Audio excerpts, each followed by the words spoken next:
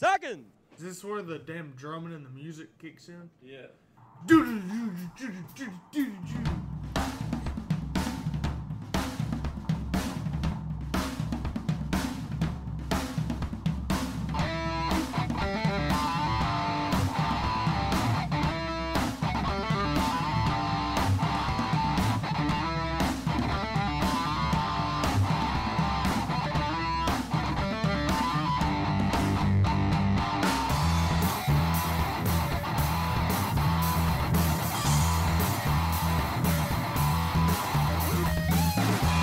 What is going on, everybody? Hello and welcome to On the Pipe Podcast. Today is Friday, June the 14th, 2024, years after zero. I'm your host, as always, Tyler Shepherdson, and we got a special episode coming to you right now. We saw Steward Baylor go on the Pulp MX show last week. Actually, no, that was just a few days ago. And we got an overwhelming amount of messages about, hey, why has Stu not been a regular on OTP? Why do we have to listen to Pulp MX to hear Steward Baylor? And we threw it out there. We threw the nugget to Stu. Within minutes, Stu replied and said that we need to make it happen. So, make it happen, we did. So I apologize for not putting a show out earlier this week. I have sold OTP Screen Printing, the screen printing company.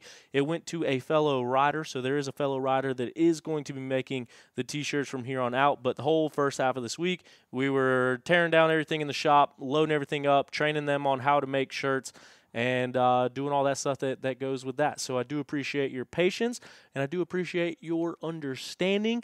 As, that had me pretty tied up for the beginning of the week. But we're back. We're here. We got a really good episode coming at you. Just talked with Stu for quite some time here. And there's a lot of valuable information that comes out of this podcast. Talking about team stuff, talking about his stuff, talking about future plans, talking about babies on the way, and everything in between. So thank you for listening. I do think that you will be able to find some nuggets of information that you will find pretty interesting throughout this episode.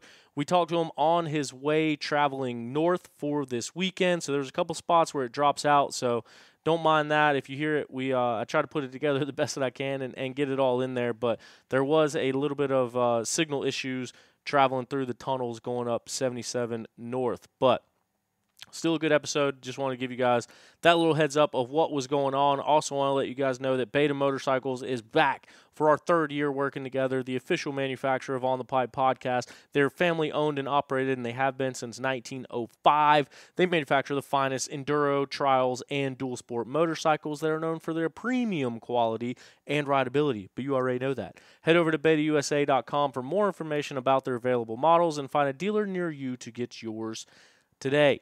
They're really good motorcycles. I'm getting my brand new Beta 200 Race Edition next week. Can't wait to tell you guys all about it, and can't wait to get on that thing. But anyway, this episode also is brought to you in part by Zach Tussle at Raymond James Financial. Zach, as you guys all know, is a racer and a financial advisor that helps his clients win when it comes to retirement and financial planning. If you or someone you know wants to save and invest for their future, or you're already retired or in the process of retiring, and you need advice for income during retirement, Zach Tussle is always my first recommendation. Find out more, go to financialadvisorsdenvernc.com. Let them know you listen to OTP. Get a free consultation. Tell your grandpa, tell your grandma, tell your parents, your aunts, your uncles. Zach Tussle, he is a racer. He is in this community, and he is here to help you out with your financials.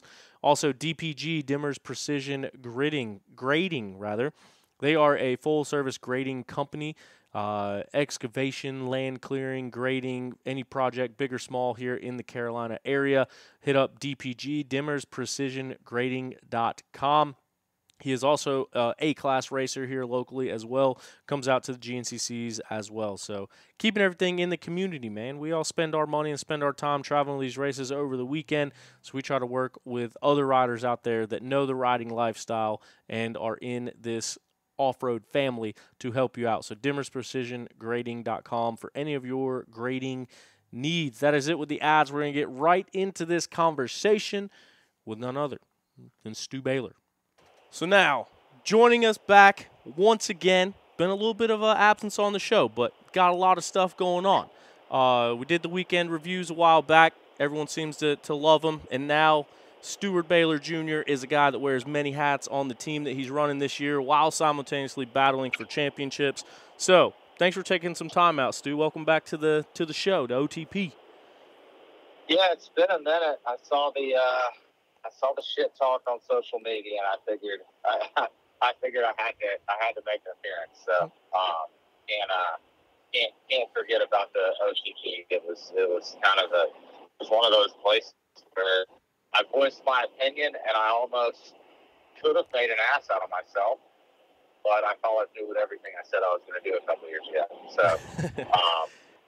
Yeah, I figured the team almost started here, or at least this is kind of where I started talking about doing my own thing, or saying that I knew that I could do things better than other people, and I figured it was at least a good opportunity with everything that's been brought to light over the last few weeks, and everybody's aware of a lot of the big changes. But I'm sure you've got questions on some of the details, or at least the details that I can't answer. And as you know, as everybody knows me, I'm pretty forward. I'm not, there's certain things that I just can't say if it's not done, but I'm pretty direct. Like, I know people don't like to hear it anywhere else, so I would much rather, at least on my side, I would much rather you hear it from me first. So, any questions concerning any of that stuff, ask away. If I dodge it, then obviously just ask here in a few months, and we'll get back on and maybe clear stuff up. Nah, we'll find a way to get it out of you. But it's the middle of the day, and I made sure I did this before I got to high point and had a drink in my hand. At that point, you probably would get it out of me. All right, so Weekend Review with Stu Part 2 is going to be coming at you Saturday night. No, man, kind of like you said, like OTP is a safe space, man. You come on here and say whatever you want. And it's funny you mention that because it's like, dude, the SOS thing got jump-started here. All the XC2 to XC1, I feel like in a roundabout way, got started here. Team stuff. There's been a lot of conversations had between us over the past few years. Yeah, it's definitely a good platform to be able to voice your opinion and do it in a casual atmosphere. I feel like it's something that a lot of guys are scared to do, because it's been known for so long that you've got to walk that political tightrope to be a professional racer. And I know a couple of years ago, it seemed like we were probably one of the few podcasts that actually, like, you would ever hear a pro, and it was usually only me, truly voicing an opinion without ever dodging stuff. Like, not to knock anything else, but like, even with Caleb's podcast, like, he's in a position with a company that's very, very political, and he can't say everything. Like, I feel like I was open before everybody was open, and now we see it more and more. And it's not just this industry, but it's kind of the way of the world. People just kind of listen to their opinions. Some that don't really matter. Mine may not matter to anybody, but hey, I've got an opportunity to speak in a powerful position for the present time, so I might as well say what I've got to say and get it off my chest. And I feel like, at least in my position, I'd much rather hear people hear what I have to say instead of guess or silly season drama, rumors, whatever. Like, go ahead and get it off my chest. And yeah, I spill some stuff about other people as well. Like, not like, no pun intended with anybody, but it's just like, why keep it a secret? If it needs to be a secret, then obviously there's time and place for that. But I see, like, I don't actually watch podcasts. It's not really my thing, or listen. But in the race shop for the last couple months, the guys have been playing a lot of Gypsy, and like, I overhear a lot of it, and I've kind of got interested in it, started engaging a little bit more. Just, he's kind of asking the right questions and leading these guys to speak their true opinion, their true thoughts a little more than, especially, you've never heard Supercross guys do in the past. And I think that's cool, and it's you can see the sport kind of changing with people being a little more opinionated and voicing it. Yeah, no, I mean, you're exactly right. And I think all of that stuff definitely helps the growth and the exposure of the sport. You know what I mean? Like, fans show up to the races and they can see you guys on track and they can hear your racer TV interviews, but then you start hearing all this stuff through the pits. And, like, dude, I'll walk to one pit and hear one thing, walk to the next pit and hear the completely different thing, and then walk to the next one and hear a combination of those other two things. So it is kind of cool to have you come on, especially in the position that you're in, and kind of clear the air and say things for yourself. So it's not he said, she said, but it's one of those things where, you never know what to believe. So I guess when it comes directly from the source, it's easier to kind of take that with a grain of salt and figure out what all is going on. Yeah, and it's, in most situations, especially in the past, guys didn't talk about what they made, guys didn't talk about what they were doing, guys didn't talk about if they trained somewhere, what they did to train, anything. I mean, everything was such a big secret, and I don't really know the reason or why that was such a big deal, but it's been a thing at least in our industry for quite some time. And like I say, I mean, obviously there's times and places for secrets. I understand the injury side of trying to keep a secret for a certain time, especially if it's, let's say, a contract time or whatever.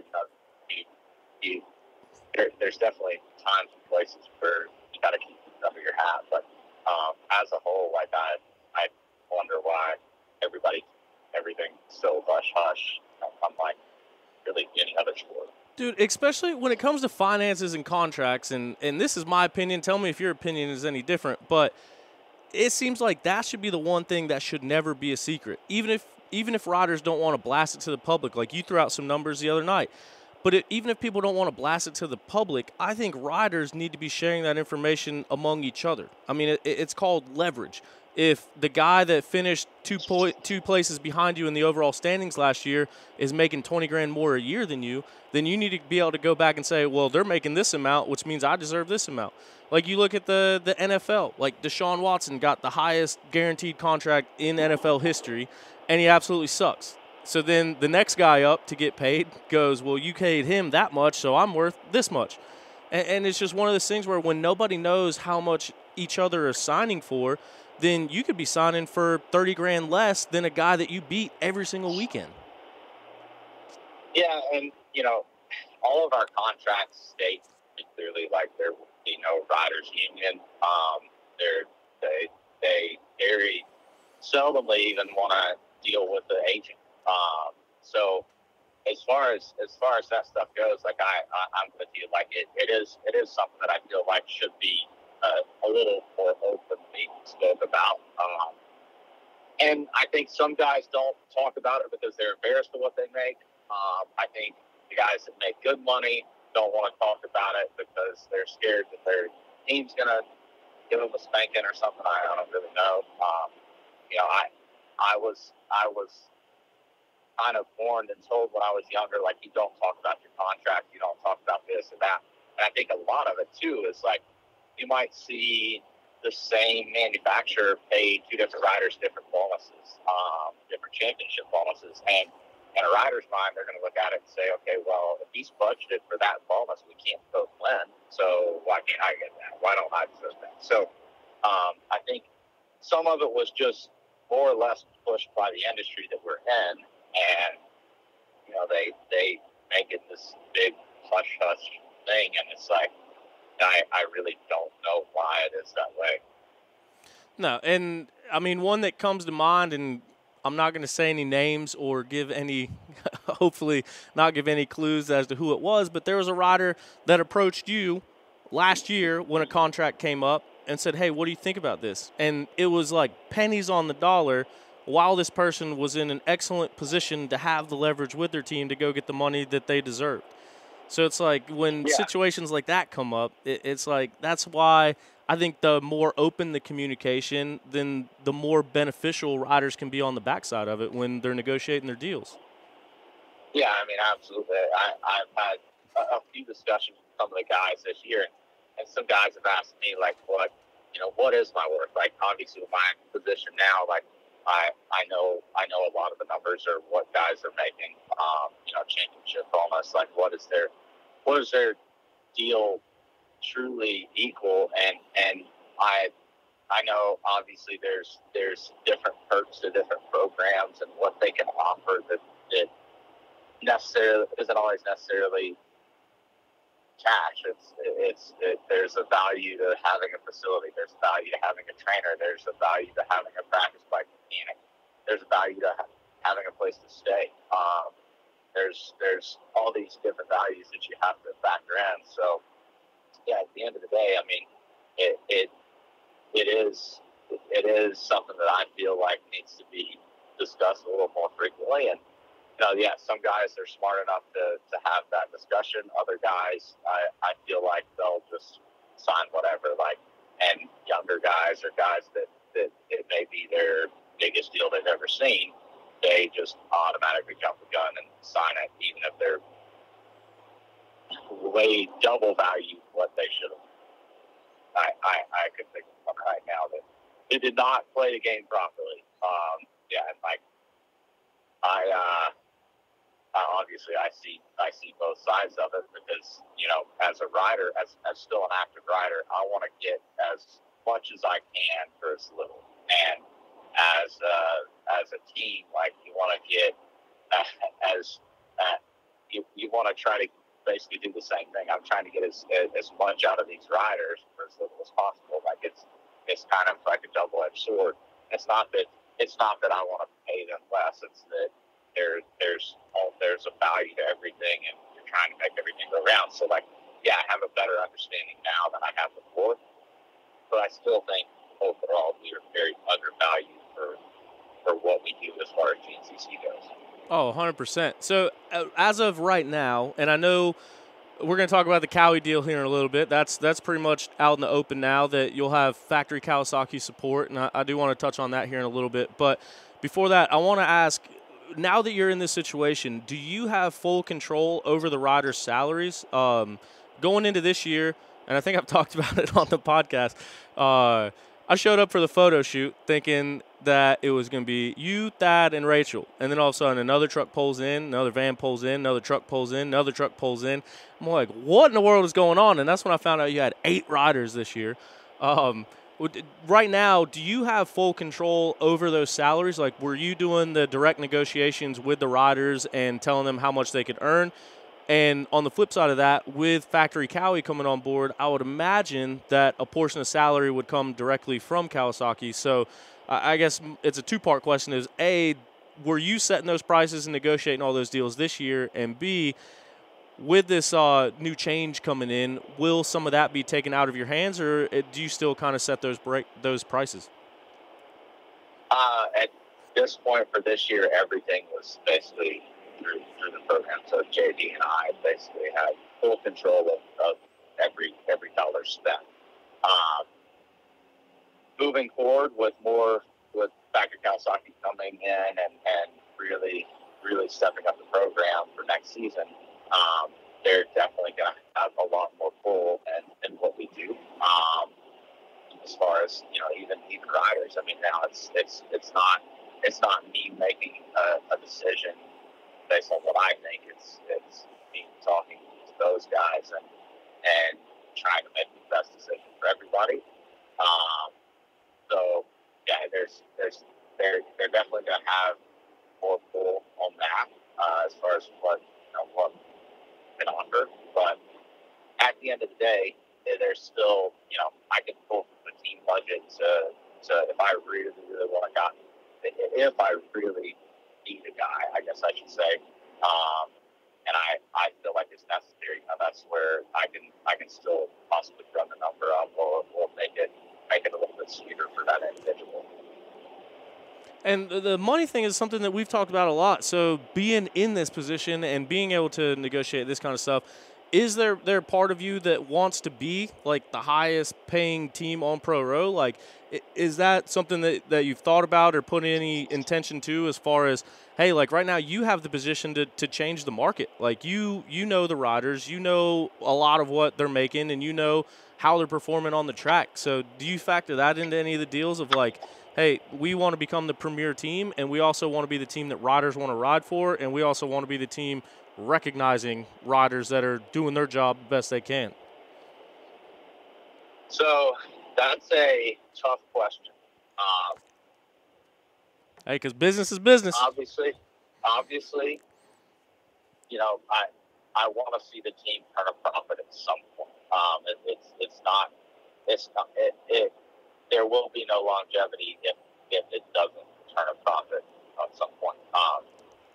With that said, the kind of my three biggest focuses on this team is first and foremost the environment. Like, I want to make sure that I have the right people working together. I think that the environment plays a huge role on where a rider may find themselves.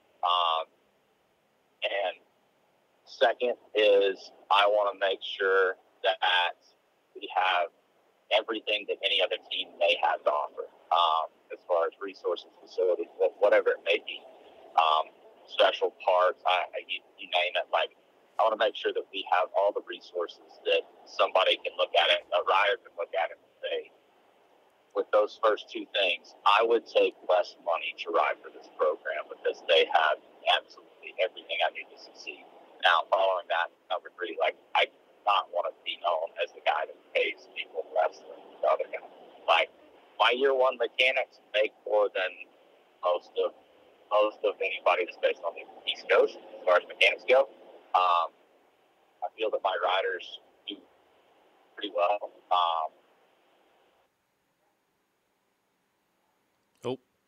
Look like cut out a little bit.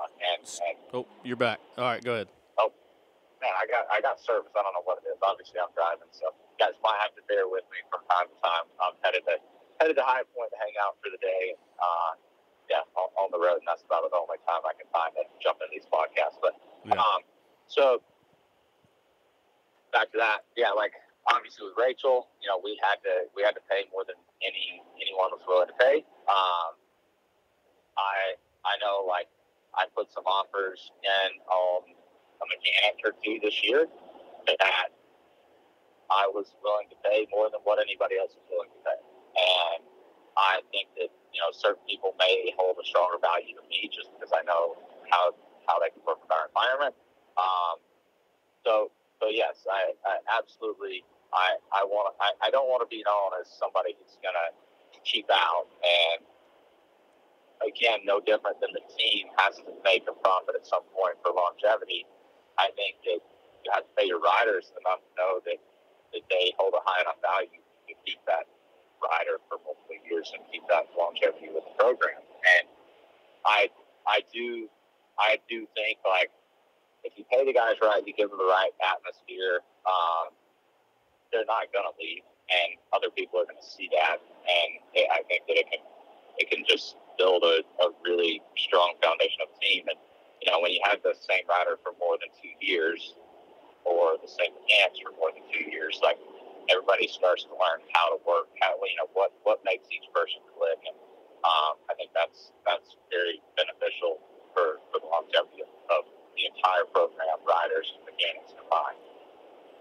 Yeah, 100%. And when you're looking at riders, like, a lot of it is based on results. I know you push social media really heavily because you are a person that has directly benefited from social media. So I think that's an important part of your program as well, and even giving riders access to more things to get more social media and stuff going. But when you're looking at riders, you're obviously looking at a little bit of their popularity and a lot of their results. But also when you look at the team aspect of it, and you mentioned JD before, JD Higgins partnered with you in that, super good dude as well.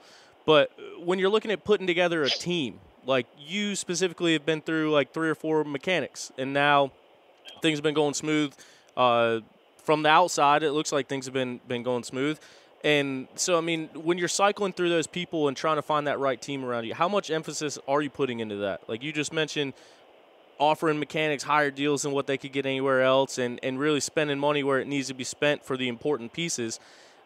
Would you say it's harder to find the riders or to find the team that's capable of helping the riders? Right now, to be honest, it has been more difficult to find a team. And I never would have guessed that. Like, I really would have thought it would be the other way around. But,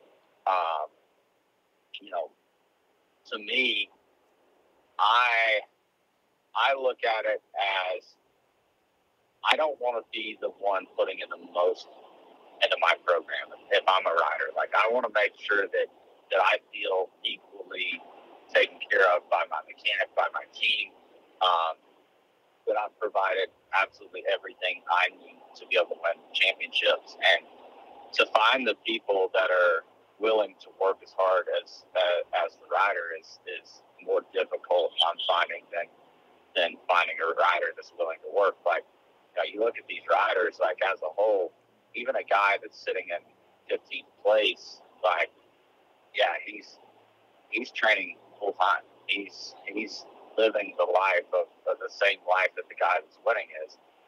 He may be even working harder on certain days, like, trying to find his own, like, scratching his head, like, what can I do to get to be the man? So there not that there's a ton of fast guys. Like, obviously, there's not a ton of fast guys, but I think right now, more than ever, we're seeing closer overall than we've ever seen. So there's 20 guys that, given the right circumstances, I think could be better tomorrow. And, to me, that's like the biggest part is trying to find the guy to pair them with, or the team atmosphere that they know they can win with. And it's tough. Like, it's easy for mechanics to get their ass on their shoulders, and rightfully so. Like, they're the fall guy. When stuff goes wrong, like, they are the fall guy, and they have to be the fall guy. And, I told my guys at the beginning of the year, like, when shit goes sideways, it's an emotional sport. Like, most guys, most racers, for that 3 hours, like, even longer than that, an hour before the race to 2 hours after the race, like, they're seeing red. They are battling. Your body gets completely taken over by adrenaline for 5 hours, and they may not have control over everything that they say or do during that period. So as a mechanic, you kind of have to take it on the chin. You can't let what a rider says offend you. And to find somebody that can take it on the chin and not show emotion back and say, all right, we're going to handle this shit on Monday, like, that's tough. I used an example to make my guys laugh, but I was like, hey, if you feel like taking a 10 post out, like, this is the one. Aim at this one. Like, dude, I don't even remember that. Like, that was just full. I mean, that was a $100,000 championship almost on the line that, for 3 years consecutively, I feel like it's been stripped from me. Like, yeah, like three years of rage bottles up when one mistake happens. So yeah, shit happens. Like, but I'm finding the guys that can basically reel the rider back in and get him back on track and say, we're going to handle this shit on Monday. Like, that is probably more difficult to find than finding that rider.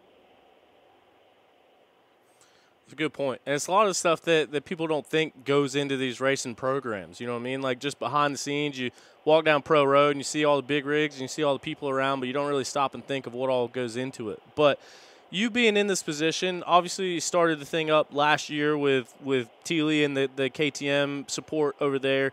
And then this year, just from being around the pits and being involved with you and the team and everything that's going on, it seems like it's been a night and day transition, even just between last year and this year.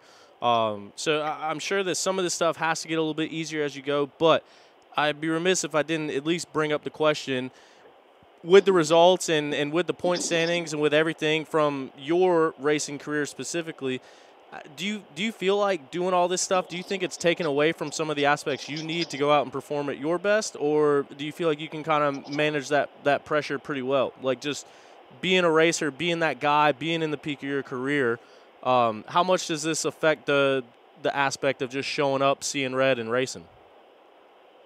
That's another tough question. Like, I feel like I do it well. I feel like I wear the hats well.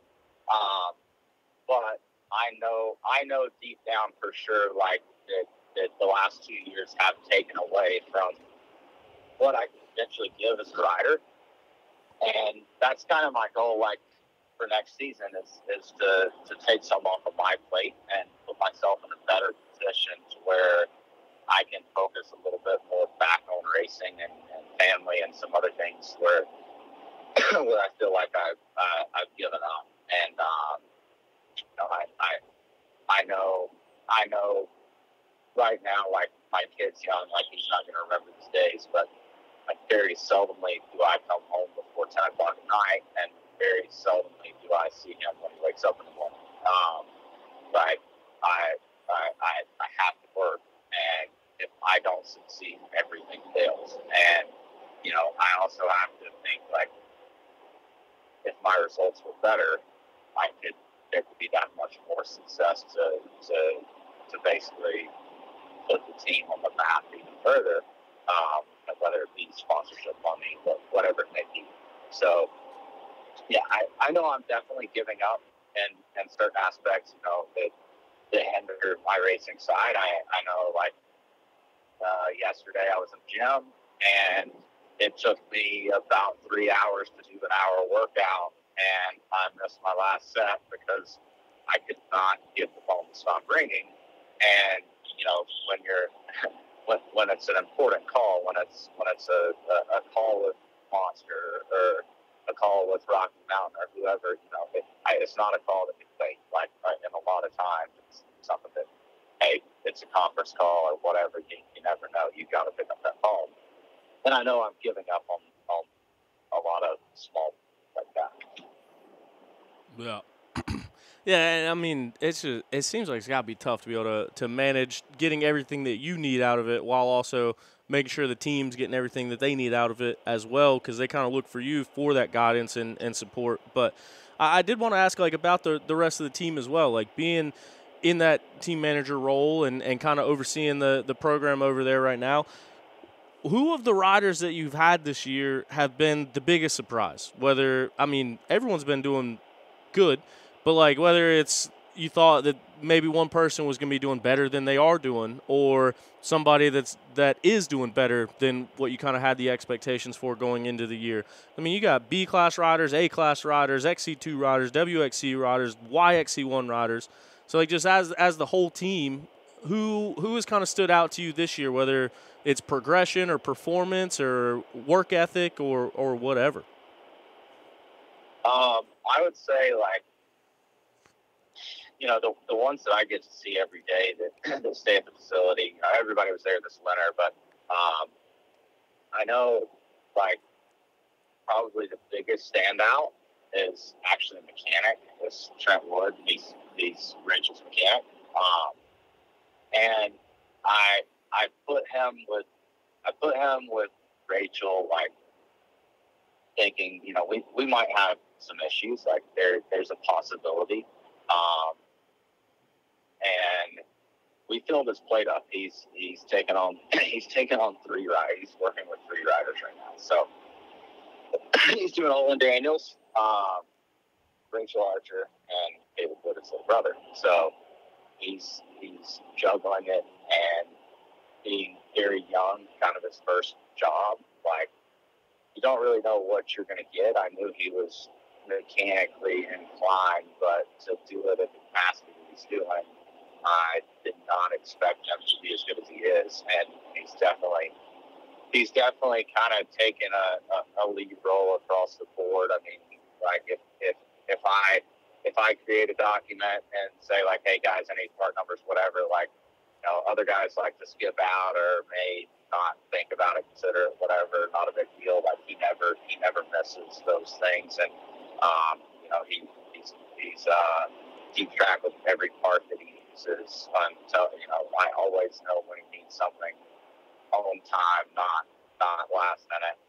He's been very good. Like, he's probably the number one standout on the program for me personally. And then as far as riding, like, Rachel's doing well. We knew she was going to do well. I didn't expect anything different. Like, I expected to lead this season with 2 number 1 plates on her. Caleb carrying the number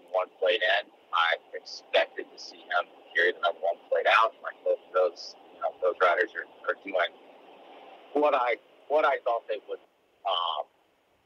So like, yeah, they're doing great. Like, I'm not knocking them, but there's nothing crazy about them. Their standout years already took place. So like, one the other rider kind of standing out now is Olin Daniels has progressively gotten better each weekend.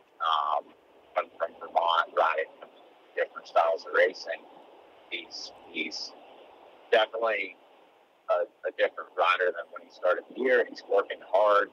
The kid his tires wouldn't leave the ground when he came down here, and now like he's sending triples out of corners that most people are rolling that he used to get smoked by. When he came down here, like, there was not a day that he was going to be Rachel in the track, and now like it's every day he's beating Rachel, and he's progressed a lot in this terrain, which is a lot different than what he grew up riding with the Metro Series. I'm not gonna lie, Roland Olin surprised me a couple times here lately. He's come down to the last couple of Mid-East races and finished in the money both times. And the first time he was down there, he ended up on the overall podium and running the pro class, and then came back last weekend and got 5th place, still in the money in the pro class. So, yeah, it was one of those things, too. Like, he showed up, was like, oh, he's running pro, we'll see how this goes. And like I said, he surprised me both times with how well he's been riding.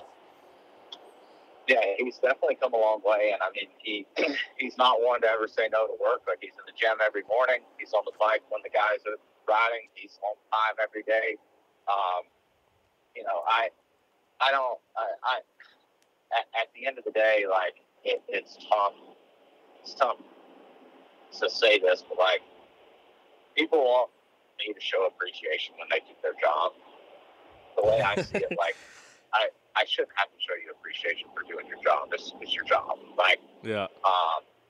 I know that's a double-edged sword too. Like, but most of these guys, like, they may think that I'm not paying attention, but I definitely pay attention to what they're doing and what they're putting in and what they're getting out. And yeah, like, you know, there's times, Rachel, for example, I had to tell her, like, take this week off. Like, sometimes she does too much. She'll bury herself. And, you know, she's one of those people, like, she will continue to put on her plate more training, more riding, more this, more that, less sleep. And you know, for me, I know I can balance it. But I think she rode pretty flat at the last GNCC, and I think that was a big part of it. Like, you know, she definitely puts a lot on her plate and tries to do everything and do everything right. And sometimes I think she just needs a break from doing too much. We're like, I don't know what he put in, you know, when he came to New England, but I would assume that's probably the biggest workload he's had to ride dirt bike, and he's doing exactly what he needs to do, and he continues to progress. And yeah, it's good to see, you know, a new rider, a new face to the series doing better each weekend.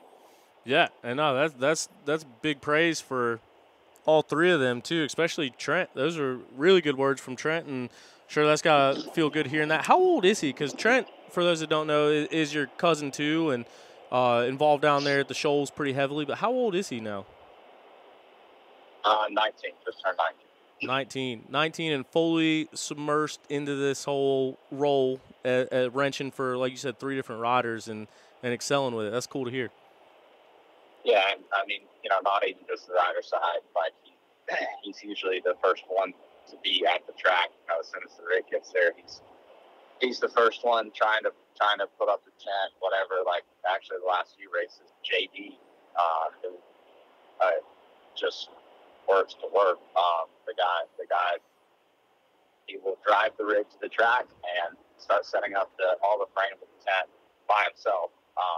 Apparently he cussed it for quite a while. He had never done it for a couple of races ago and tried to do it solo, which if anybody's ever put up a tent and didn't know where everything belongs, I can imagine there's a lot of pieces to it. I'm surprised he didn't throw it all and say, screw it, we'll let everybody else figure it out. But yeah, like, he usually sets the frame, and then as soon as Trent gets there, like, he and Caleb pop up and start setting up the canopy and everything else, and you know, making sure the pits minutes if like they need to. And yeah, it's like that stuff. It doesn't go unnoticed. That's for sure.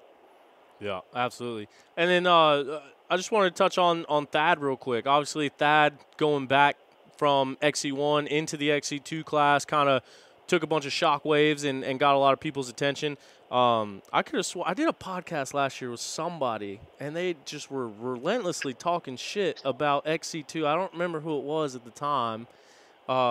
But anyway, Thad goes back to the XC2 class. Obviously, you guys are good buddies. He's been a guy like been at the front of races, and then it just seems like just freak things happen out of nowhere.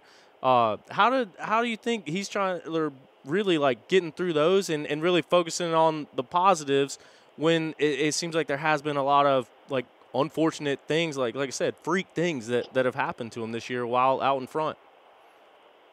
It's got to be mentally tough for him. And like Thad and I have battled each other for years, and I've seen the freak things happen throughout his career, and like, you know, it's crazy. At one point, people were like, "Oh, he's probably sabotaging." Like, it was such crazy stuff, like off the wall stuff, like that. I literally heard that rumor, and you know how rumors are. Jesus, like, just you never know, but like. It's got to be mentally defeating because I know that he's faster than those guys. You know, training with him through the off season, like he rode the 250 on the sand track. I think the last day that we rode sand together and like put it to me. And you know, then we go to Florida, and like I felt like in Florida, especially, I ran a winning race just on that tire falling off, but yeah, like. And I've had some freak things happen, but with good luck, you know, being able to finish. And he's been the opposite. Like, he just has these crazy off the wall things that happen, and I know, like I know for sure, like it's not him. Like, it's literally just crazy shit. Like, the dude, if he didn't have bad luck, he would have none at all. I mean, it's crazy. Like, I know, you know, some of it I think was, you know, new mechanic learning things differently, doing things differently with a rider his caliber. And, you know, a lot of it's been like literally just off the wall shit that nobody's seen happen. And you know, Thad's definitely a professional when it comes to that. Like, mentally, I know it has to weigh on him, but usually, like, he expresses himself very, very good, but better than I would for sure in those situations. And,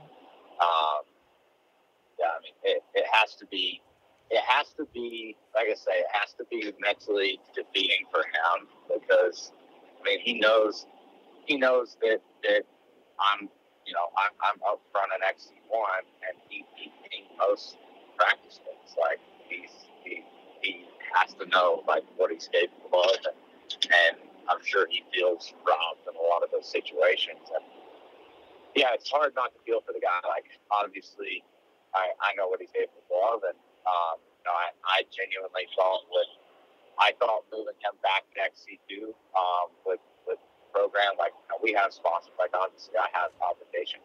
XC2 that was a for a ride. It just happened to be like, hey, we have an XC2 opening. I know it could be a slap in the face. Like, if you explore where you got to explore, and where all that's left, like, I'm not. That's what we got, and that's kind of where it went. And I thought with the new rules on XC2 and getting to where you can move back, like, he would be the guy that would go in and prove them that those rules were BS, and if they needed to keep it where there was an age rule, there were certain stipulations in the class, and you know, he's getting beat by those kids. Like, so it was one of those things. Like I feel like for him more than anything, I think a lot of just the issues have been disheartening. And I knew it, Big Buck, like, he was pretty. That, you know, he's had a few really big injuries there. So, like, after Big Buck, I expected that. Like, he was definitely nervous about that one. But then moving forward, we had an issue in Florida while he was up front. We had an issue in Georgia while he was up front. We had, just freak things happening, like a fuel line broke underneath the gas tank. There's like nothing that could hit it, no way we could get to it. Like literally had to tear the pipe apart to get to it, and it's just like just some crazy off the wall stuff. Like we were joking, we saw the new 2025 was coming out, and I was like, yeah, maybe we need to get you on.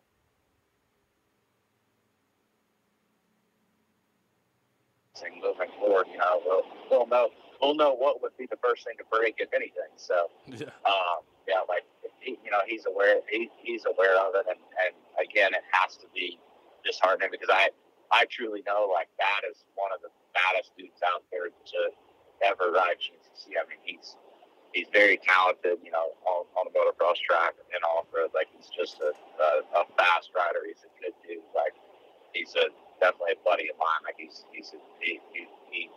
definitely putting everything he can into it. And yeah, I don't even know what to say about it. It's tough. Yeah, and it's a bummer to see because you talk about it too. Like, if there was just one fella named Caleb Russell that didn't exist, like, how many championships would that have during that whole year or that whole reign? You know what I mean? Like, he was the guy that was on Caleb's rear wheel while Caleb was Caleb. Yeah. And I mean, if you, like 100% take Caleb out of the equation, he'd be 4 or 5 time GCC champion. And I think that definitely shows what he's capable of. And even you look back then, like a lot of those years, he'd be up front, even leading championships, and crazy malfunction. Something wild would happen, like while leading the championship. Like just like I say, if it weren't for bad luck, he'd have none at all. And it's got to be disheartening to continue to line up and almost in the back of your mind wonder what might happen this weekend. And I had a couple of years like that in my career where I would line up and have that same kind of thought process, and like it definitely takes the wind out of your sails, like wondering what might go wrong today. Yeah, and it's like every time one of those freak things happens, it's when he's in first or second place. Like shock goes out, tire blows off the rim. Like it's been crazy. Like if someone wrote this for a villain in a movie, you wouldn't believe it. Yeah, it's definitely something that I'd love to figure it out. Like I thought I could figure it out, and I'm still trying to figure it out. And I know that it's I don't like he rides smooth. You watch him ride, he rides smooth. Like it's not like the guy is just penning it, rev bombing his bike, putting himself in a lot of bad situations. Like he rides really good. Like, that's what adds to the how does this happen factor. Like it's crazy to wrap your mind around. But yeah, I mean, like I said, I know for sure it's got to be disheartening for the guy, like because I know what he's put into it. I mean, at this point, he's sacrificed his life for racing. Like everything, everything is racing from start to finish, and I know what he wants to get out of it. He just hasn't been able to, and I'd love to try to figure out how to make that happen. And I know he's capable of wins. I know he's capable of overall wins. I mean, I know at one point when I was leading the race last weekend, I looked over at Pro Row when I was going down the fence line, and I saw him, and I'm like, whoa, he's like 25 seconds physically behind me at that point. Like, yeah.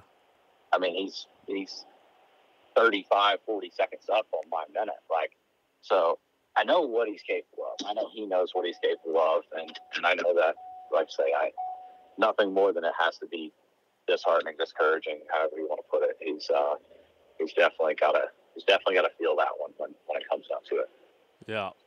I just want to talk about a couple more things and then kind of get into real quick like your year and how it's been going. But speaking of that and XC2, and I think the last time we talked, we did like 2 hard hours about how dumb XC2 is. So now looking back at it, these last 2 races, and correct me if I'm wrong, but these last 2 races are the only races that I can remember ever since I've been around GNCC where the XC1 class has been bigger than the XC2 class. And in the past 2 seasons, we've seen 5 or 6 riders move up to the XC1 class. The word on the street is that another big-name XC2 guy, next time we see them on a GNCC track, will be in the XC1 class. So what do you think about the XC1 class growing and the XC2 class shrinking? And, I guess we'll start there. I think it's good. Like, I think that's what we've definitely discussed it before. It's definitely what I wanted to see, what I've wanted to see for a number of years. And I think it's just, right now it's stacking up to where guys are finding, I think number one, you're seeing 6 or 8 guys that are kind of in their last little bit in XC1. Like there's definitely a few of us that we're kind of on the way out, and I think teams are kind of pushing these guys to go ahead and let's get in here. Like there's going to be some guys retiring within the next definitely 4 years, but probably within the next 2. And we need to go ahead and have these guys in this class and ready to go. And I think we're seeing some of that, and too, like there's more teams in GNCC than there has been in the past, and I think everybody wants to try to have a 450 program. And then on my side of it, like it's cheaper to run a 450 program than a 250 program. The 250s, like they're going to go through twice as many reasons. I know, like a lot of times they're more finicky on fuel. Like a 450, just about any 450, you can run pump gas in it. It's going to run fine. Like a 250, you're going to be spending $125 a barrel to get fuel. So, I know, like talking to you again, Thad. Like, no, I'm just kidding. Yeah, I definitely feel like a 450 program is cheaper to maintain. So maybe that plays a role as well.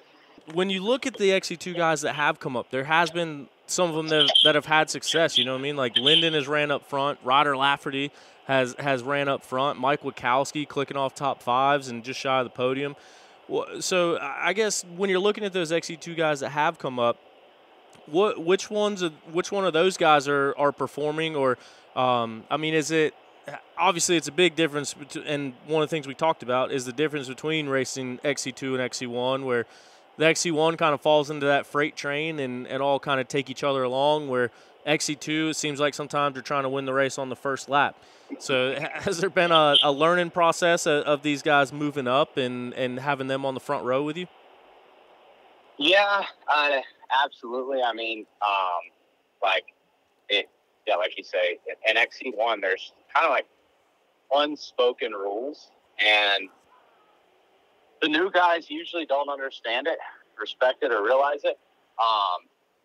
But as far as like XC1 goes, we've definitely addressed it on the show before. Like the way that we operate, unless it's the last lap, and sometimes a little bit on the first lap, depending on like who's at the back and who's at the front. Let's say I'm at the front, Johnny's looking at his championship points. He's going to go to the front as quick as he can. So, he's going to get a little aggressive on the first lap. But, outside of that, like XC1, usually we kind of fall in line and ride the race. If there's somebody going faster, usually best thing is let them go faster by letting them go. Figure out why they're going faster. Hopefully you find their lines. Use one of your lines to be able to pass them back and make that late last lap, last 2 lap charge. And with the XC2 guys moving up, like Ryder's very good as far as like knowing that, like kind of knowing those unspoken rules. Hey, let's figure out where he's going, why he's going to the front, why I'm not. The other 2 are not. Like it's and it just takes a little bit of time. Everybody gets in there and starts having those rides where they feel like they belong to be up front. And it's tough. Like like where you want to be, and you obviously want to win, but sometimes to win you have to figure out why the guy that's winning isn't. And it's like Trevor Bollinger at Odessa a few years ago as a rookie, kind of just latching in with Caleb and figuring out why he was going faster than kind of saw the next year or two until Trevor had a big injury. Like, he was up front at XC1, and he hadn't been up until that point. And yeah, like, it's just it's race smarts, but also too, like, in XC2, most of those guys are kids that are battling to make a bonus and buy a truck or e-bike or whatever the hell they can now. And XC1, like, most of us have kids or family or a house payment. You know, we're racing with a little bit more respect because we don't want to put each other down. And yeah, like, I've been put in a couple bad positions by new guys coming in and you know, forcing it. Like, you know, obviously, if I'm in a championship position, like, I have no reason not to force it.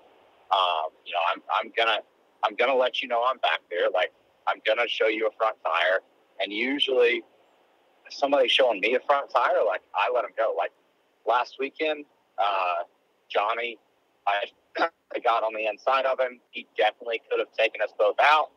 He slowed down just a second. Like, he knew I was going a little bit faster. We had just lost a little bit of the touch of the tail end of the front group.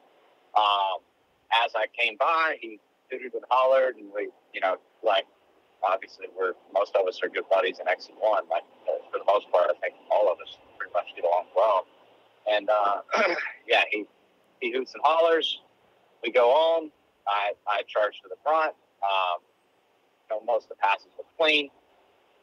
There was one that wasn't. I just felt like somebody put me in a bad position. And, you know, I don't like being put in a bad position. Like, at the end of the day, you know, I told you I definitely see red while I'm racing. And you know, you put my back against the wall and watch. You know, that's essentially where I am with it. Like, if you think I don't know how to clean somebody out, you're sorely mistaken. I just don't want to. I don't want to put anybody in my class in that position to where we potentially both damage our motorcycles, injure ourselves, or whatever that may be or what it may look like. And yeah, I mean, it's tough. Like, it's tough for new guys to learn the ropes in XC1, and you know, it definitely shows. Like, you look at XC2 a lot of times beating us for the overall for the majority of the race, and we start racing in the end. Like, a lot of it in the middle, like, it's kind of pacing. Like, where's this guy fast? Where's is this line faster, slower? You know, running outside to see, okay, did that work? Was it faster, slower? Could I last lap? And then also, if somebody's doing that to you, you got to be very, very cautious and kind of pay attention to, was it really faster, you know, from behind? And just a lot of paying attention and you know, being calculated in your moves to where at the end of the day you're finishing a race and not putting it all on the line. I mean, in XC2, like, even when I was in XC2, it was the same way. Like, you started out racing and you raced until somebody got tired or crashed, and sometimes it was you. And there might be 3 of you on lap 3, and there might be 1 of you on lap 5. But that's one of those things that definitely hasn't changed. I think a lot of it's just the age difference in XC1 to XC2, but also once you get into XC1, you start learning those things that play the big roles and finishing races and winning races, and, you know, making sure that you're not putting yourself in bad positions to have a failure. And yeah, I mean, I was definitely outspoken there after Camp Coker, and you know, I still feel the same with a couple riders out there. And you know, it's one of those things that to me, again, I got to make sure that my family's taken care of. So, like, I don't like getting dangerous. Now, last lap, championship, battling with Johnny, like, yeah, I'm gonna throw it all on the line. Like, Johnny and I bar a lot. Like, we joked about it after the race. I even told my wife after the race, I was like, hey, I need to not see red sometimes while I'm racing. Like, I need to not put myself in those positions anymore because I do have a kid. But, you know, it is a lot different when it's the last lap and you're looking at a 24-point difference versus a 34-point difference. So, you know, gaining 5 versus losing 5 is a big swing.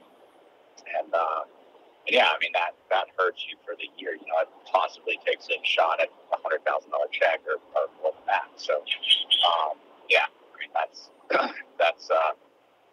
one of those things where last lap, battling for that position, yeah, you kind of throw it out the window. But yeah, that's kind of my thoughts on that. Yeah, the circumstances of it definitely matter. Yeah, and I think that, you know, a lot of these guys don't realize, like, lap 3 doesn't mean a damn thing. If it did, Grant Baylor would have ever been top 10 in the GNCC in his life. Right. Putting in the late race charge.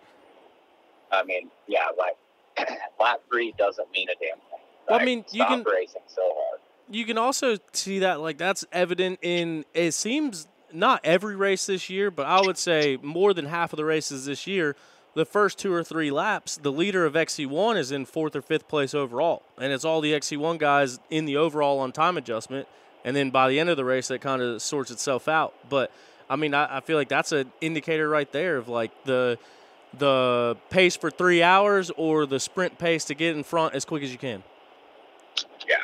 Yeah, and like, you know, on the XC2 side, like, if you can drop the hammer right off the bat, and get into those XC1 guys, like, there is a better chance of you getting it. And, you know, let's say you catch a Grant Baylor and you know that this is a guy that usually finishes top 5 on a good day. Like, if I can latch onto him when he makes his last 2-lap charge, like, I just fall into the front and I'm on the overall podium. Yeah. And so, yeah, like, the intensity makes sense in XC2 because of that. I can remember Indiana 2012 led the overall. Last lap, I was plus 30 on the overall and ended up breaking my wrist. Had a bike issue and then broke my wrist. Actually, was trail riding again, but like 4 miles from the finish, and it was all because the first lap, Andrew DeLong and I sprinted to the front. We latched in with the right guys. Like, we latched in with podium-proof guys, and at that point, all we had was follow, and it makes things a hell of a lot easier when, you know, all I have to follow this guy and he's going to take time. Yeah. It's all a game, all where the race IQ comes in at. And it's like Grant Davis. He's been a guy that's really turned heads this year. I mean, Grant Davis last year was just kind of – he was just there. And then at the last round, he gets on the overall podium with you and Strang. Or what? No, he wasn't on the overall podium. I think he's just on the XC2 podium. But anyway – and then this year comes through and clicks off a couple overall podiums this year, kind of managing the race exactly how you're saying. Yeah, I think Grant's got he's got a pretty high race IQ for his age. He seems to be kind of finding his own, and I think it's definitely showing. But not in the way of, oh, this guy just rips. Like, yeah, he's super fast, but the last lap pass, the way to pull it off in the end, and being aware of where he is on the track at all times, he's good at that.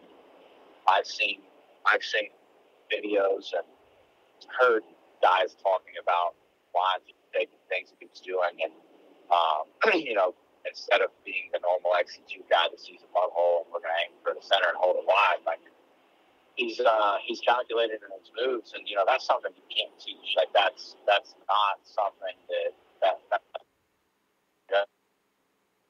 Waiting for him to come back.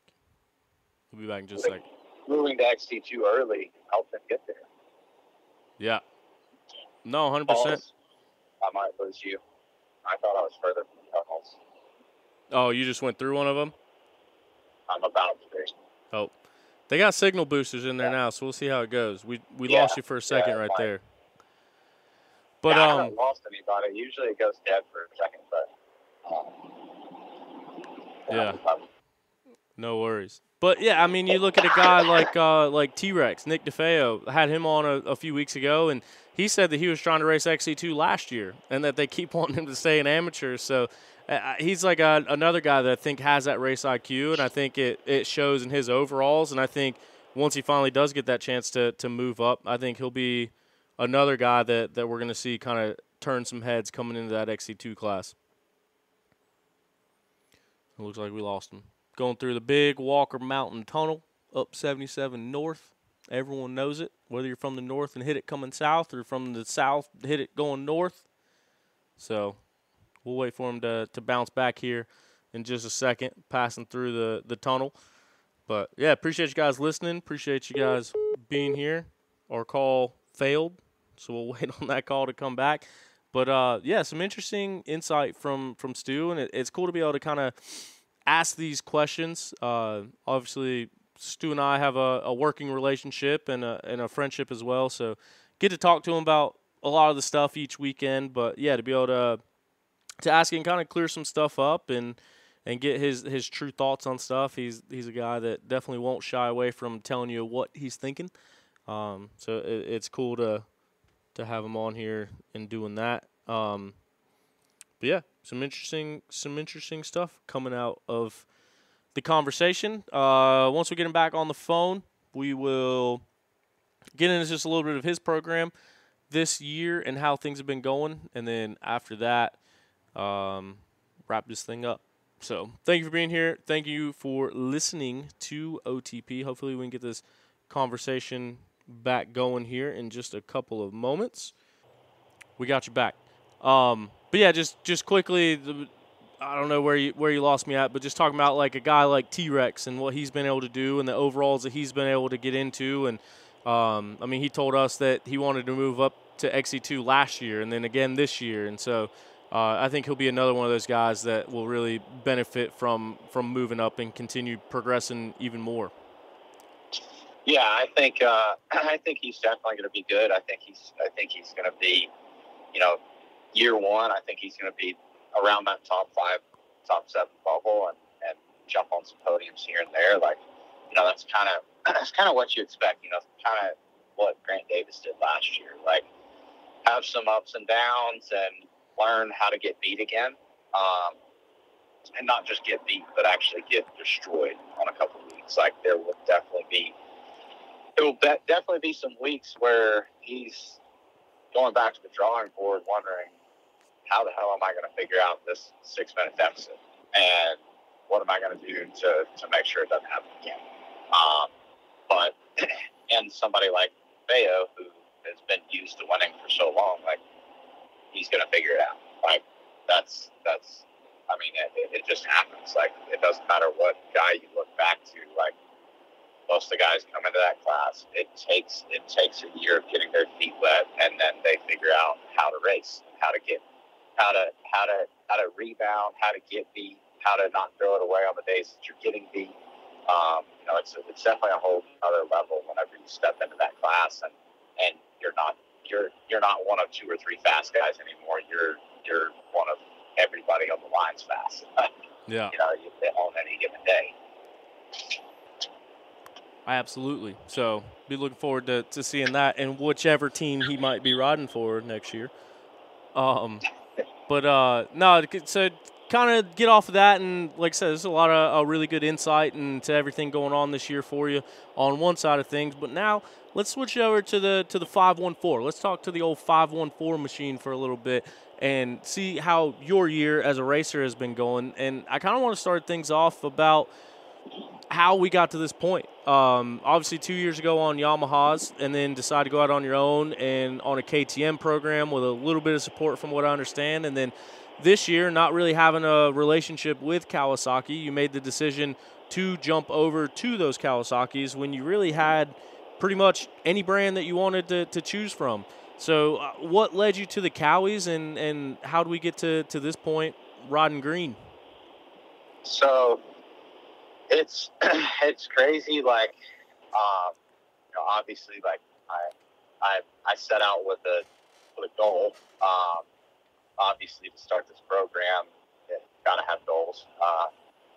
And it was for the foreseeable future, we're gonna figure out how to make this race team work. But also, I still want to win. And then I realized, like, we need to be a bigger team. We've got to figure out how to add better riders. Let's say I get injured. I mean, both Bub's good buddy, but like last year, like, what if I got injured? Bub's Tosh to take over would he wear the crown for me? Like, sorry, not happening. Where to make it a business, like I can still go to the races, and if I were injured tomorrow, I'd go to the races and just about guaranteed get a win on the weekend. Between Rachel and Caleb, I feel like we still have a team. We still have something there to have a presence. So Caleb ended up getting a Kawasaki deal. Obviously being part of the family, like really wanted to try to figure out how to get him incorporated with the team and kind of just work in a parallel environment with the Shoals. And I feel like a team can help build the Shoals, and the Shoals can help build the team. So, I wanted to discuss Cowie, and looking back to 2020, whenever we had the issues with the brand I can't discuss and basically flipped my entire world of life upside down. I went out and I had to come back to racing. And I came back on a Cowie. I went out and bought a Cowie. I rode a few bikes. Of the bikes that I rode, the Cowie was my favorite bike. At that time, I'd obviously been with KTM for 15 years. I mean, since I was 9 years old. I really thought KTM would do something for me, some type of support. So, although they helped us last year, I was still pretty bitter to the situation of they didn't do, between their three brands, they had absolutely nothing to give me back on my feet back in 2020, and definitely bitter to that. And I was a little bit bitter with Kawasaki, so I went and bought a bike, put it on the podium back-to-back races at the National Enduro. I was coming back ready for GNCC, and they wouldn't do anything for me aside from a couple bonuses. Like they kind of the same situation. I was pretty bitter, but like I was like, this was, of all the bikes, like it was my favorite bike. And I knew, like, at the time, my dealings with Kawasaki weren't necessarily all directly through Kawasaki. It was through third party. So I now had a contact with Kawasaki. I sat down at Minio's. I said, listen, guys, like, I'm not knocking what you're doing, but what you're doing is not working. Give me a shot. Like, give us something that we can make it worthwhile for us to go out and try to run a race team. And they did. They gave me a shot. Obviously, I already said it was definitely my favorite bike at the time. This year, obviously being a new bike, it kind of took some of the characteristics from the old Kawasaki and a lot of the characteristics that I liked about my Yamaha, and the platform was just phenomenal. So when I rode the bike, like, it was kind of, I fell in love with it. And, so like it was kind of just one thing after another just fell into place. And since then, it's like every piece of the program has started falling into place exactly like I wanted it to for the 5-year plan, not the 2-year mark. So yeah, it's crazy. Like I say, it kind of started back in 2020, and I knew that was the bike that I liked. I mean, I like to say, I went and bought a Kawasaki out of a riding school that I did in Connecticut to go and try to race a National Enduro the following weekend. Like, I think I was 3 months off of a torn ACL, and I had no money, no income, no way to make any money. And Kawasaki, another big thing, they had huge bonuses, and they still do. And, even like you look through their bonuses, like a B rider could go out and run all the GNCCs and essentially pay to go racing for the year. Like it's pretty cool if you look at, what they give back to the sport. So yeah, it was, multiple decisions, but, like you say, obviously being Rocky Mountain, that's the title. Like we could have went with any brand, but I felt like Kawasaki was kind of the one that stood out to me, and it obviously my cousin being on it, my brother being on it, like it was one of those things that I just felt it was worth a shot. And as we got into negotiations, it became a little more realistic. And then at Loretta's last year, like it just, things started coming together quickly, and out of nowhere, it went from this thing might happen to we've got a contract sitting in front of Rachel the Monday after Loretta's, and here I thought it was going to be weeks or months. Just usually when you're dealing with negotiations, it's a long, drug out process, and like it was quick. Like it was like we talked about it, they went back, they met about it, it's done, and we're moving forward with Cali Sport. And even this year, kind of the same thing. Like, and since I've been with that company, it's not even just that company, but I don't know what it attracts. But since then, I've just it kind of turned around my luck with some doors that seem to be closing. It's reopened and rekindled a lot of fires that are still burning strong within myself, and things that I wanted to try to do with this team and this program. And as far as asking me how things are going right now, like it's busy. I don't sleep much, but man, they're going good.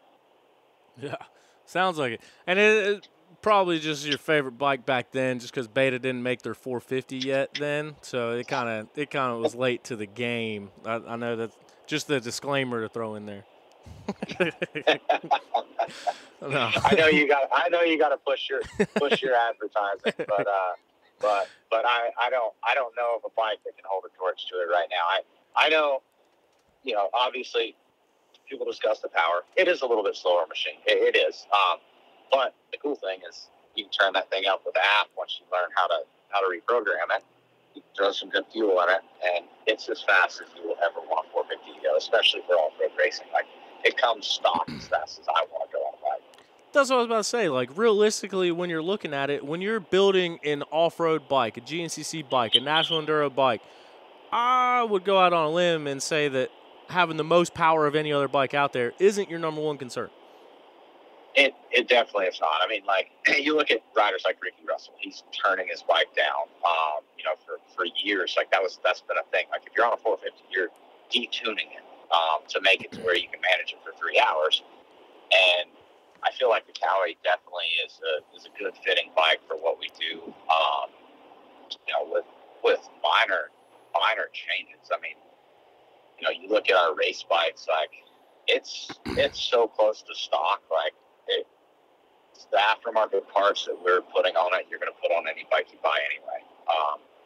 Like if there was a weakness, like if I was going to say like there's one weakness to this motorcycle that you need to go ahead and address, like put a clutch in it, put a good clutch in it. Outside of that, like it's pretty much ready to go racing.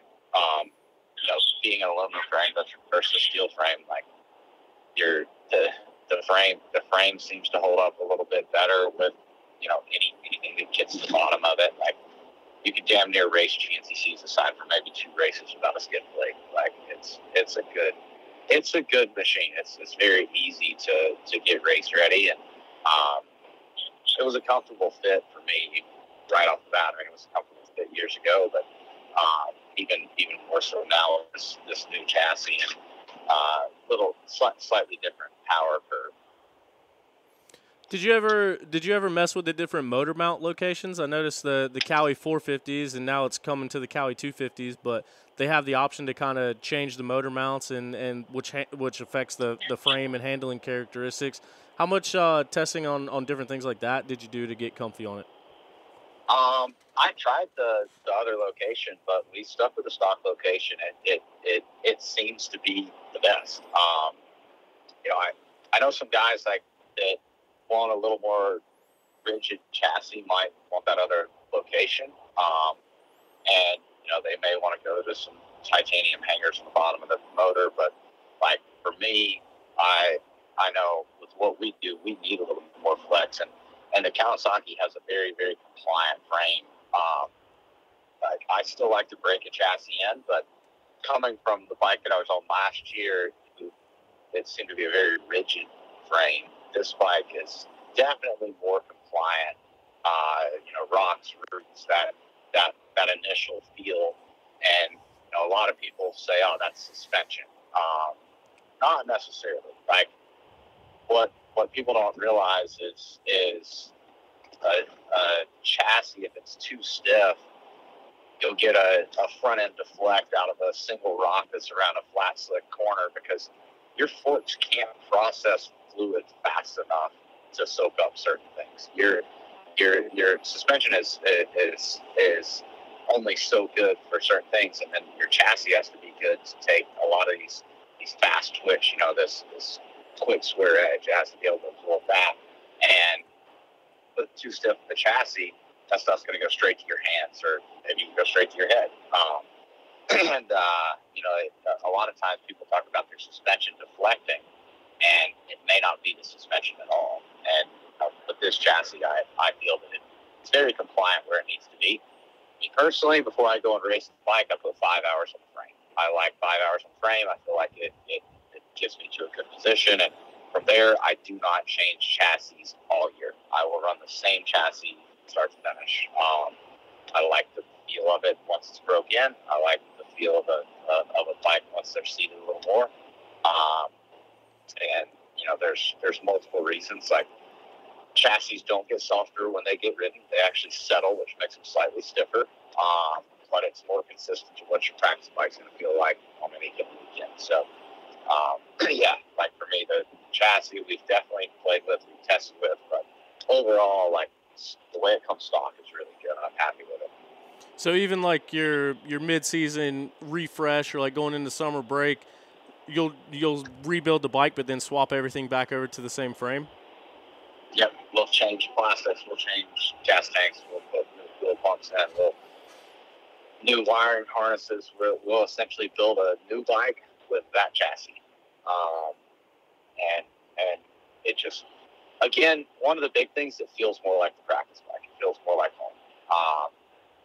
Like I never test suspension on a new chassis because the same reason. Like it's something that once that chassis settles, it does make a slight difference. I'm not gonna say huge difference, but there's definitely a slight difference.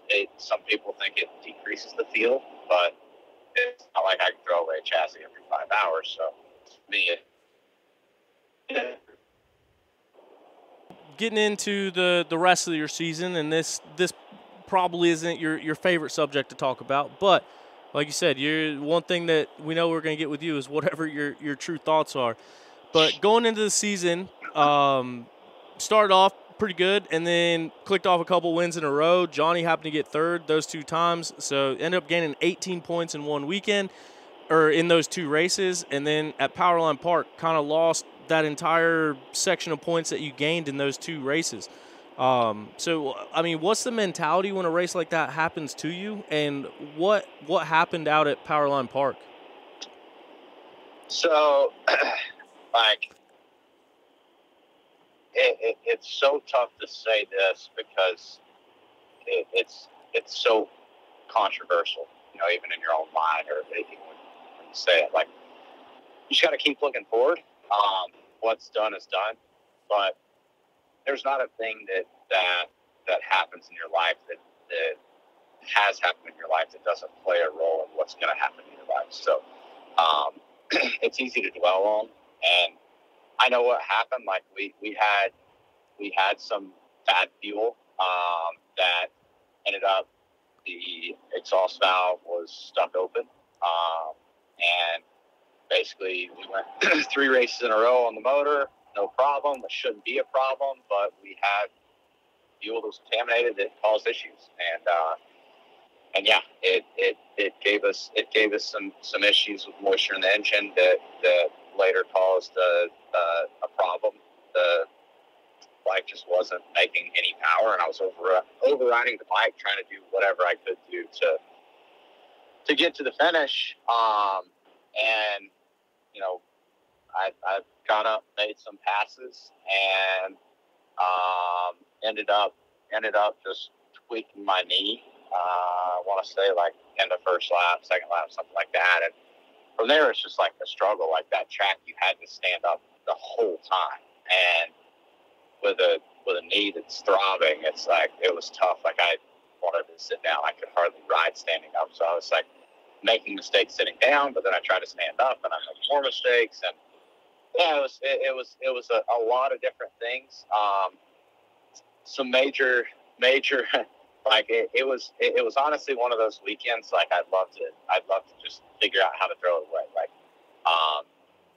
before the race started, I always like to test and ride on Fridays. I didn't have the time to get my practice bike ready to go up there and play with different suspension and tires. And, you know, I it's one of those things like I can only have so much time. And, you know, I only had one bike that's ready to go and no way to get it, or no, only one bike that was even able to be ready to go and no way to get it done. And, you know, that weighs on me. Like I'm definitely a creature of habit. I like doing things the same thing every week, same way every week. That didn't play out. And then Sunday morning, a big bomb got dropped. Just some drama around the pits that had myself involved. Oh, that was that race. And, you know, that's a tough one. Like mentally, like we definitely address it. Everybody talks about it. Like racing's a lot mental, and I'm pretty bulletproof mentally. I've done it. I've seen it all just about at this point in my career, and you know, I can say like legitimately I can race through a broken neck. Like mentally, I'm pretty bulletproof. But you know, obviously anything that happens around you like can definitely play a role in the program. And you know, I talked about like I like a good positive environment with my team. I want that around, and that day just wasn't a very positive day for me.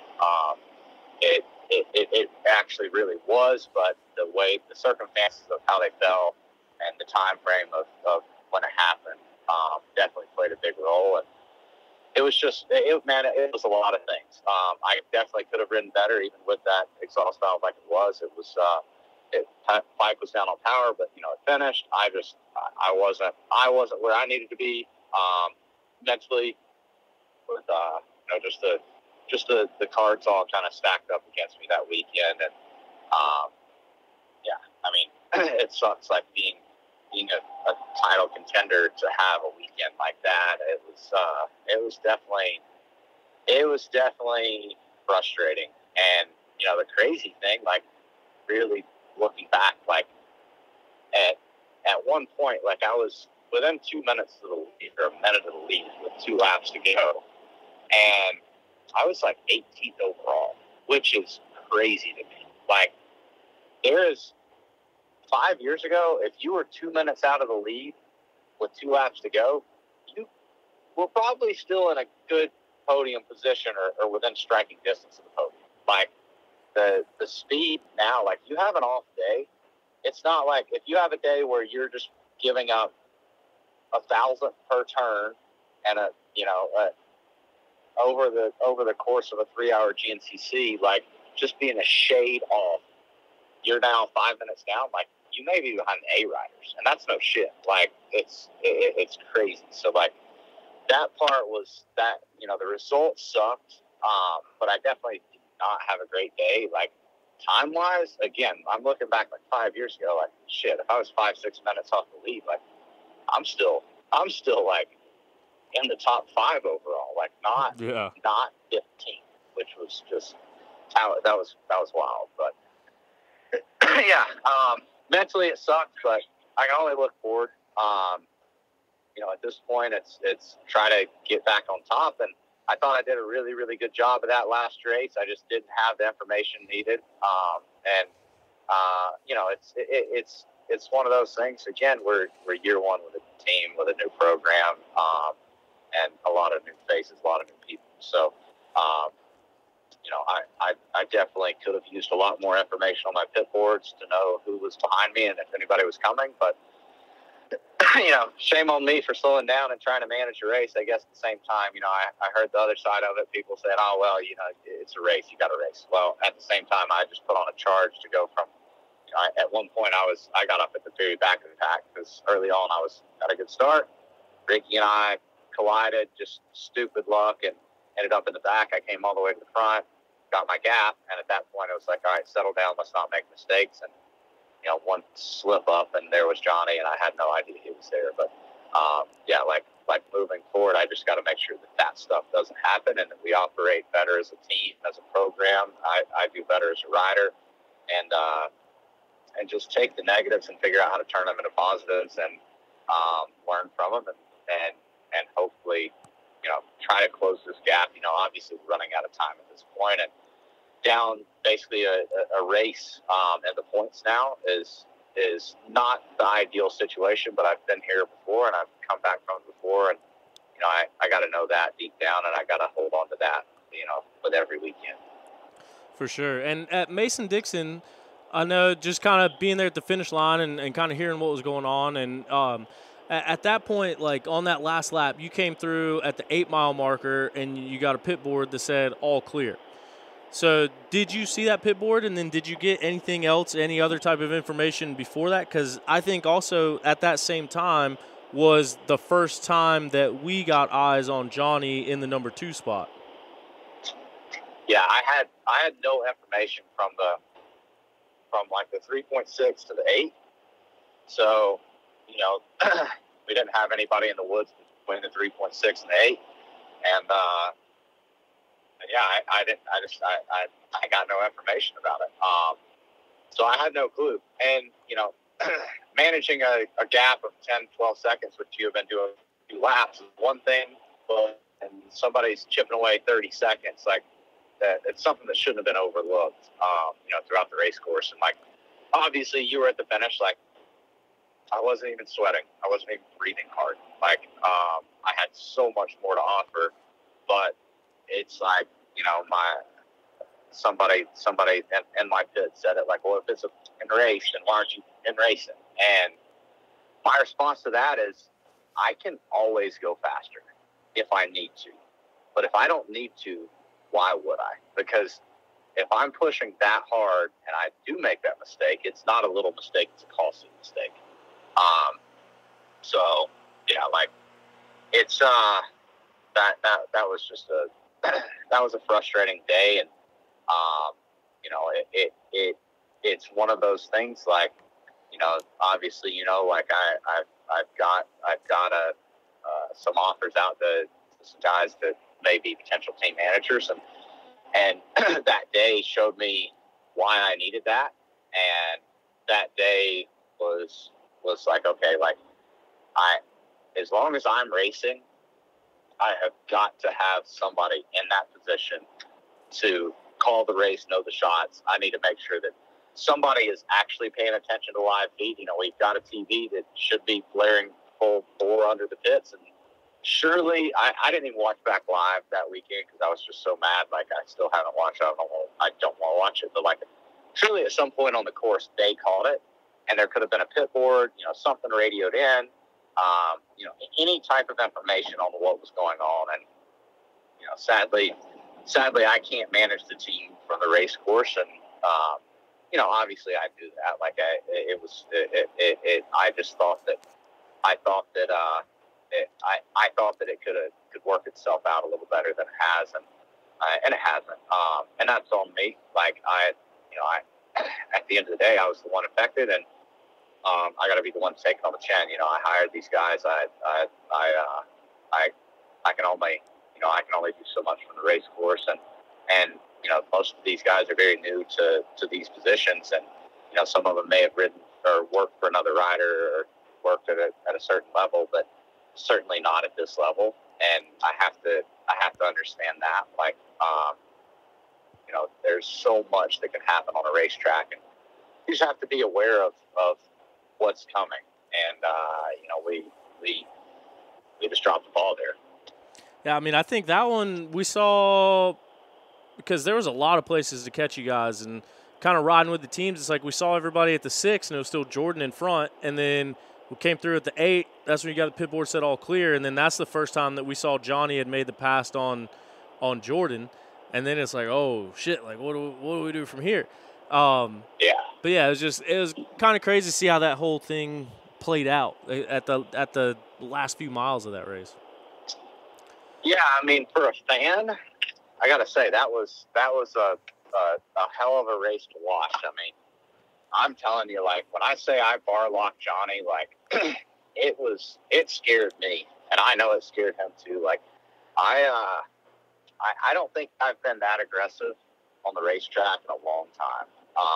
You know, it was, and it happened quick. Like I went from being completely relaxed, not worrying about anything, to it's a race to the finish for the last mile and a half because what the hell just happened?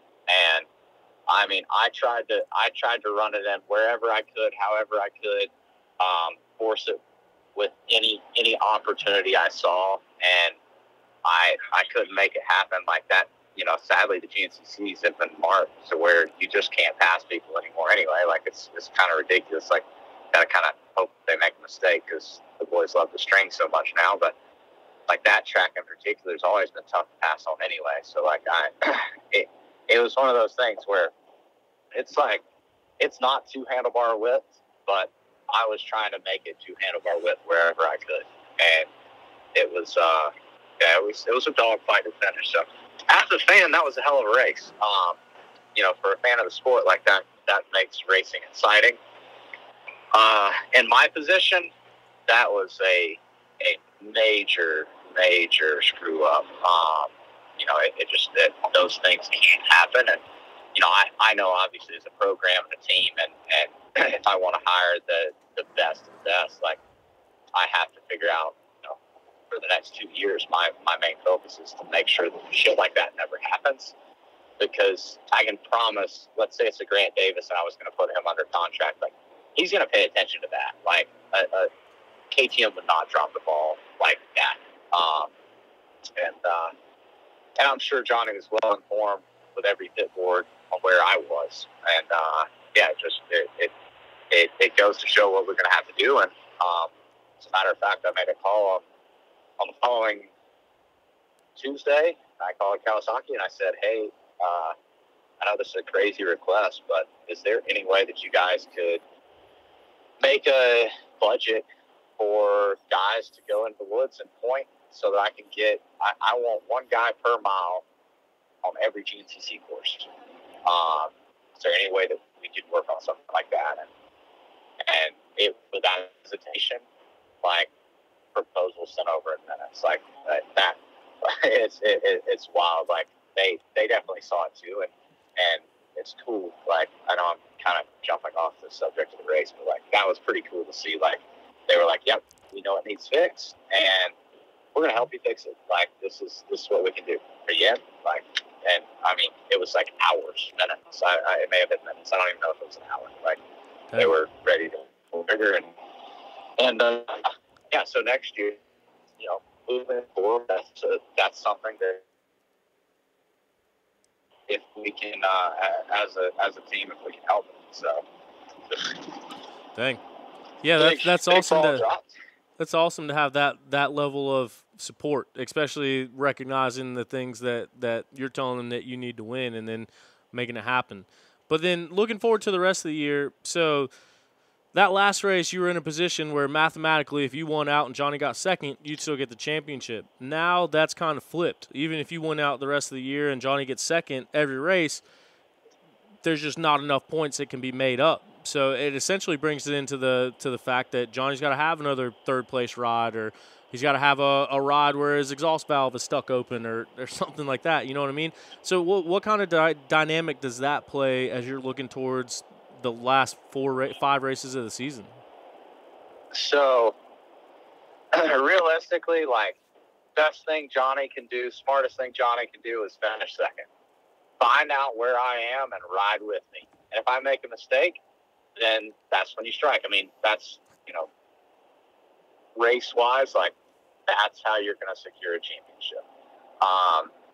You know, from his standpoint, like, that would be the absolute best thing you can do. Latch onto me. Only care about where I am and what I'm doing. And for me, I have to win.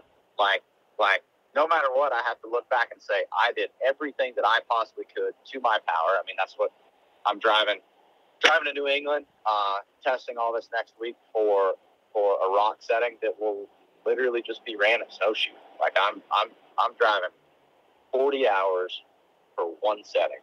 And I know, looking back, I will be able to say, moving forward, I'm going to do whatever the hell it takes to make sure that I've done what I can.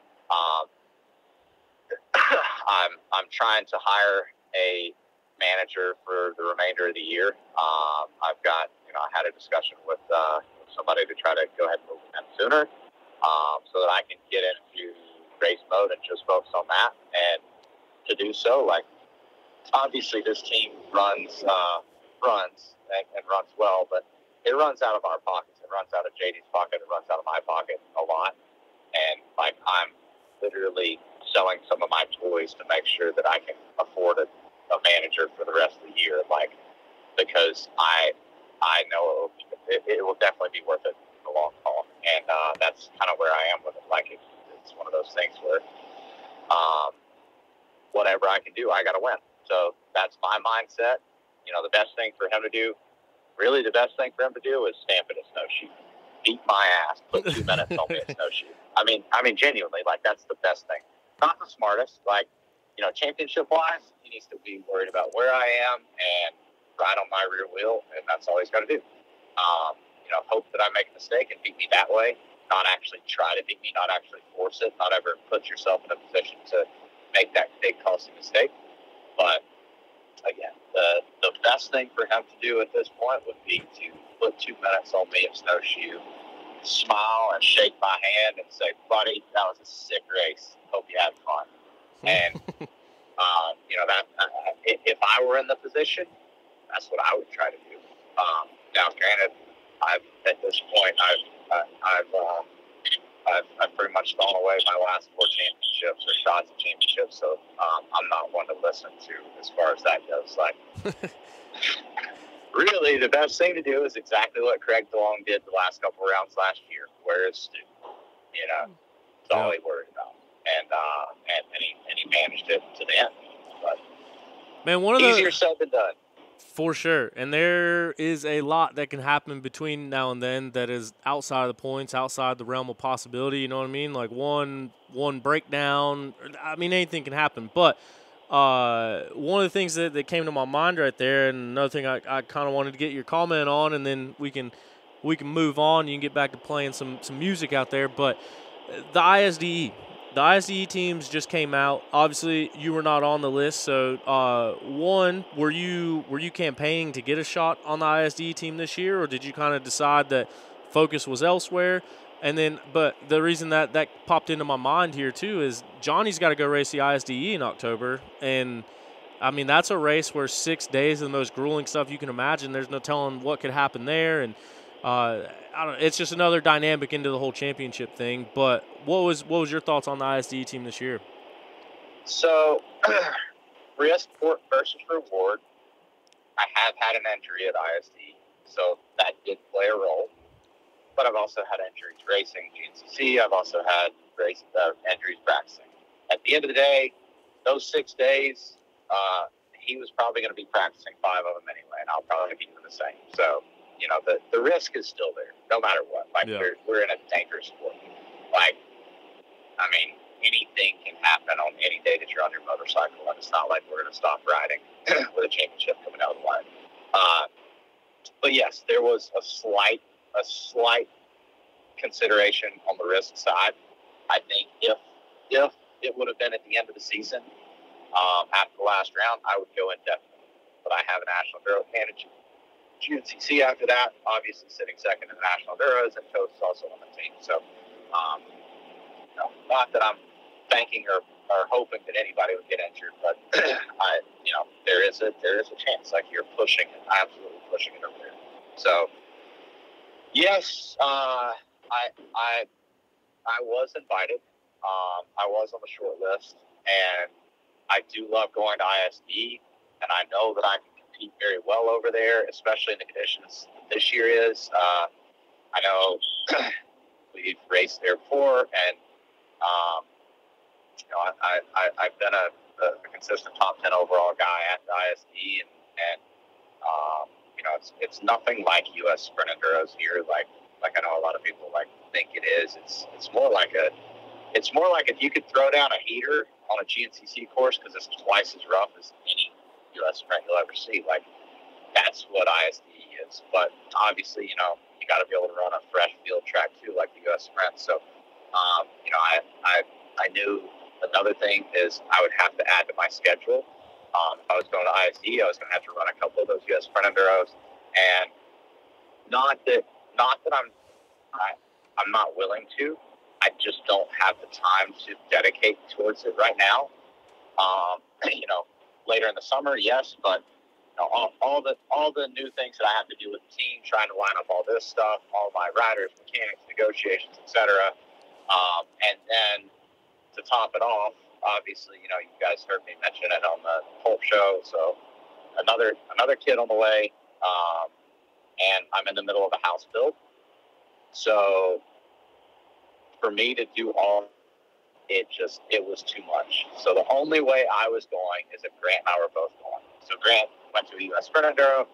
His results weren't up to par, and if he wasn't going, I wasn't going. To me, it'd just be badass to go over and try to win the championship with my brother, and that was my thoughts on it. So I ended up declining because of that. I know, like, other people say, I heard, I've already heard the rumors, like Kawasaki didn't want to do it. Like, that's complete bullshit. They were 100% all in, no matter what, like whichever way I chose. It was my decision ultimately, and then it just worked out differently than it needed to for me to be able to go, and that's fine. And there are some slight regrets, but overall, like, I'm sound with my decision. I've got way too much going on. Yeah, sounds like a lot. And congratulations on the kid on the way too. That one caught me by surprise. Yeah, it's caught me with a surprise. Well, man, appreciate your time. The only other question I had, and I had it written down and just didn't fit it into the conversation anywhere. I know it's kind of early. Well, you say it's early. We're friggin' 9 rounds into the GNCC series and coming up on summer break. Next year, when you're looking at the team, right now you guys got 3 pro riders and, was it 5 amateurs, including Madison? So next year, are you looking to kind of keep building the amateur side of things with the big amateur effort you're putting in this year, or are you looking more towards like a pro-heavy focus? Next year, I think it's going to be a bit more of a pro-heavy focus. This year was great, and I'm stoked with everything, but I know moving forward, like, I'm competitive, and I talked a little bit about team longevity, and for me to stay interested and involved in a team, like, after racing, this whole thing, the shoals, the team, this is all me in hopes setting myself up for the future with racing.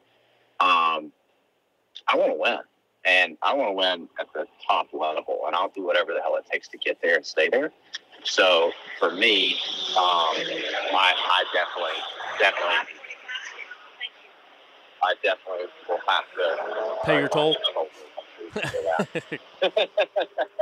Gotta love the term fight. But I'll definitely have to switch focus and focus a little bit more on the pros and trying to build that pro team. I'm not saying that we won't have amateurs, but that the folks from this year will be slightly different. I feel like for me to stay involved with this program after racing's done, like, I'm gonna have to win, and not just win an A class or B class. Like, I want to sit back and, like, feel like these guys are doing it at the top level, and that's ultimately what I'm hoping to try to accomplish. And I gotta start now. Good deal. Perfect way to end it, man. Cool to catch up with you, especially to kind of do it here and fill in everybody else on what's been going on. So appreciate the time, and good luck this weekend. Good luck practicing next weekend, and we'll see you on top of the mountain. Sounds good. I'll see you up there. Thanks, man. See ya.